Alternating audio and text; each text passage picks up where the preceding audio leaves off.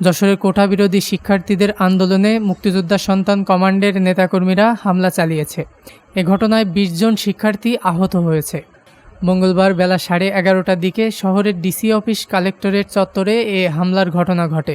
এদিন সকালে শহরের দড়াটানা ভৈরব চত্বরে সরকারি চাকরিতে মুক্তিযোদ্ধা কোটা বহাল রাখা ও পতাকা অবমাননার দাবিতে মুক্তিযোদ্ধারা সমাবেশ করে। এরপর তারা জেলা প্রশাসক বরাবরে স্মারকলিপি প্রদান করে। তাদের সাথে ছিল মুক্তিযোদ্ধা সন্তান কমান্ডের নেতাকর্মীরা। ডিসি অফিস থেকে নেমে আসার সময় কালেক্টরেট চত্বরে উপস্থিত হয় কোটা বিরোধী আন্দোলনরত শিক্ষার্থীরা। এ সময় মুক্তিযোদ্ধা সন্তান কমান্ডের নেতাকর্মীরা তাদের দেখে উত্তেজিত হয়ে আন্দোলনরত শিক্ষার্থীদের ধাওয়া করে। এ সময় তারা বাঁশ, লাঠি ও লোহার রড দিয়ে শিক্ষার্থীদের বেধড়ক মারপিট করে। এতে আন্দোলনরত ২০ জন শিক্ষার্থী গুরুতর আহত হয়। পরে তারা দৌড়ে পালিয়ে আত্মরক্ষা করে এবং যশোর জেনারেল হাসপাতালে গিয়ে চিকিৎসা নেয়।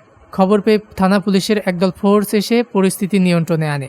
এ বিষয়ে যশোর কোতোয়ালি থানার ওসি আব্দুল রাজ্জাক বলেন, আন্দোলনকারী শিক্ষার্থীর ওপর হামলার খবর শুনে ফোর্স পাঠানো হয়েছে, তবে তারা কালেক্টরেট চত্বরে এসে কাউকে পায়নি।